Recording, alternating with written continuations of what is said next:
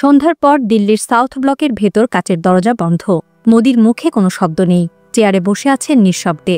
সামনে থাকা ফাইলে গুন্থার ফেলিঙ্গারের মানচিত্র। তাতে মোদির প্রিয় ভারত এক খণ্ড, এক পতাকা নয়, বরং ৮-১০টা আলাদা দেশ।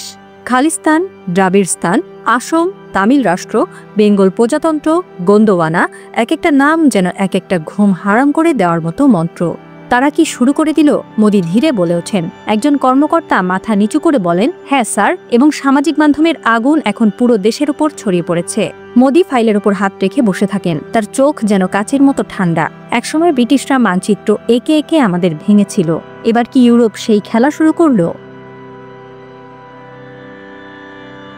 অস্ট্রিয়ার কূটনীতিক ও অর্থনীতিবিদ গুন্থার ফেলিঙ্গার একটি পোস্ট দিয়েছেন। শুধুই পোস্ট নয়, যেন বারুদের ঘরায় আগুনের স্ফুলিঙ্গ। সেই পোস্টে তিনি স্পষ্ট লিখেছেন, ভারতকে সাবেক ভারত বানাতে হবে। খালিস্তান চাই, শিখ জনগণের স্বাধীনতা চাই। মোদি রাশিয়ার এজেন্ট, তার কবল থেকে জনগণকে মুক্ত করতে হবে। পোস্টটির সাথে সংযুক্ত মানচিত্রে উত্তর ভারতকে পূর্ণ খালিস্তান, পশ্চিম ভারতে মারাঠা রাষ্ট্র, দক্ষিণে দ্রাবিড় ফেডারেশন, পূর্বে স্বাধীন বেঙ্গল ও উত্তর পূর্বাঞ্চলে আলাদা আসাম রাষ্ট্র দেখানো হয়েছে। এই মানচিত্র কেবল এক কূটনীতিকের কল্পনা নয়, এটি যেন ইতিহাসের ভেতরে লুকানো বহু ক্ষতের উপর আঙুল রাখা। বিশ্লেষকরা বলছেন, ফেলিঙ্গার এমন একজন ব্যক্তি যার চিন্তাধারা ইউরোপীয় ডিপ্লোম্যাটিক করিডোরে জায়গা করে নেয়। বিশেষ করে ইউক্রেন, কসোভো, বসনিয়া ইস্যুতে তার ভূমিকা ছিল সক্রিয়। তিনি যখন বলেন সাবেক ভারত, তখন সেটা নিছক ফেসবুক স্ট্যাটাস থাকে না, তা হয়ে ওঠে আন্তর্জাতিক ভূরাজনীতির একটি সিগন্যাল। ২০২৫ সালের ২৭ আগস্ট পশ্চিমবঙ্গের মুখ্যমন্ত্রী মমতা বন্দ্যোপাধ্যায় এক সভায় বলেছিলেন, ভারত ভাগ করার সময় ওরা বাংলাকে ভাগ করেছিল, কারণ ওরা জানত অবিভক্ত বাংলার শক্তির সাথে ওরা পারবে না। এই মন্তব্য তখন মনে হয়েছিল জাতীয়তাবাদের পরিপন্থী এক রাজনৈতিক উক্তি। কিন্তু আজ যখন ফেলিঙ্গারের মানচিত্রে বেঙ্গল প্রজাতন্ত্র নামে পূর্ব ও পশ্চিম বাংলা মিলিয়ে আলাদা রাষ্ট্রের কথা বলা হচ্ছে, তখন মমতার সেই উক্তি যেন ভবিষ্যতের দিকে আঙুল তুলছে। ঐতিহাসিকরা মনে করছেন, এটি নিছক কাকতাল নয়। জাতিগত ভিত্তিতে ভারতের বিভাজনের সম্ভাবনা যতই প্রত্যাখ্যান করা হোক, এই মানচিত্র বারবার দেখিয়ে দিচ্ছে ফাটল যেখানে ছিল সেখানে হাত দেওয়া হচ্ছে। ফেলিঙ্গার ইউক্রেন ও কসোভো বিষয়ক ন্যাটো প্রেসিডেন্ট ছিলেন। তার এই মতামত পশ্চিমা এলিট মহলের ভাবনার বাইরে নয় বলেই মনে করছেন বিশ্লেষকরা। অনেকেই বলছেন, রাশিয়ার সঙ্গে মোদির আতাত ও আমেরিকার চাপকে ঘিরে ইউরোপ চাইছে ভারত যেন আর একক অটুট অবস্থানে না থাকে।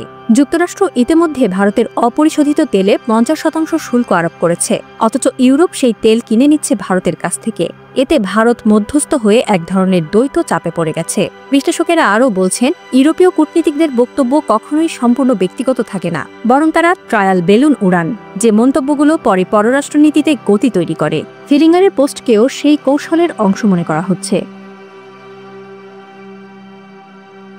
এক্স এবং ইনস্টাগ্রামে শুরু হয়েছে নতুন trend, #free Khalistan, #break India, #republic of Dravid. শিক্ষিত তরুণদের এই অংশ এই মানচিত্র নিয়ে বিতর্ক তৈরি করেছে। কেউ সমর্থন করছে জাতিগত অধিকার নিয়ে, কেউ বলছে এটি ব্রিটিশ কলোনিয়াল ডিভাইড অ্যান্ড রুলের আধুনিক রূপ। ভারতের নিরাপত্তা বিশ্লেষকেরা বলছেন, এটি নিছক মানসিক চাপে ফেলার অপচেষ্টা নয়, বরং সাংগঠনিক ও সাইবার ওয়ারের মাধ্যমে ভারতের অখণ্ডতা নিয়ে দীর্ঘমেয়াদী হুমকি। কিছু রিপোর্ট বলছে, এই মানচিত্র ইতিমধ্যেই ছড়িয়ে পড়েছে বিশ্ববিদ্যালয়ের মধ্যে, ইউটিউবের রাজনৈতিক চ্যানেলগুলোতে এবং এমনকি কিছু দক্ষিণপন্থী সন্ন্যাসী সম্প্রদায়ের মধ্যেও। বিভাজনের বীজ যেন ধীরে ধীরে সক্রিয় করা হচ্ছে। ভারতের পররাষ্ট্র মন্ত্রণালয় অবশ্য বলেছে, ফেলিঙ্গার কোনো সরকারিভাবে স্বীকৃত প্রতিনিধি নন, তাই অস্ট্রিয়ার সরকারের কাছে আমরা আনুষ্ঠানিকভাবে অভিযোগ করব না। তবে গোপনে দিল্লির অভ্যন্তরে চলছে জরুরি বৈঠক। একাধিক গোয়েন্দা রিপোর্ট বলছে, ইউরোপীয় কূটনৈতিক মহলে ভারতের অখণ্ডতা নিয়ে আলোচনা আগেই শুরু হয়েছে। ফেলিঙ্গার শুধু সেই কথাগুলোই প্রকাশ্যে এনেছেন। একজন সিনিয়র আমলা বলেছেন, পশ্চিমা দেশগুলো জানে কোথায় চাপ দিতে হয়। এবার তারা ভারতের জাতিগত বৈচিত্র্য বিষয়ক পুরনো কেসগুলোকে সামনে এনে সেটা করছে।